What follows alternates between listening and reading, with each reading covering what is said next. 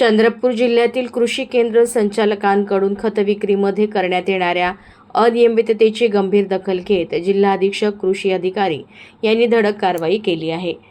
24 एप्रिलला जिल्हा अधीक्षक कृषी कार्यालयात पार पडलेल्या विशेष सुनावणीअंती जिल्ह्यातील 16 कृषी केंद्राचे परवाने निलंबित करण्याचे आदेश देण्यात आले आहेत, तर 3 कृषी केंद्राचे परवाने कायमस्वरूपी रद्द करण्यात येऊन 12 कृषी केंद्रांना सक्त ताकीद देण्यात आली। परवाना अधिकारी तथा जिल्हा अधीक्षक कृषी अधिकारी चंद्रपूर यांच्या मार्गदर्शनाखाली ही सुनावणी प्रक्रिया पार पडली।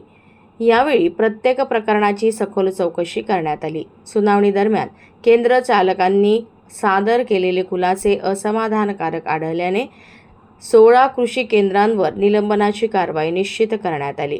या कारवाईमुळे जिल्ह्यातील अनधिकृत साठेबाजी आणि खतांचा चढ्या दराने विक्री करणाऱ्या विक्रेत्यांमध्ये मोठी खळबळ उडाली आहे। आगामी हंगामाच्या पार्श्वभूमीवर कृषी विभागाची ही कारवाई अत्यंत महत्त्वाची मानली जात आहे।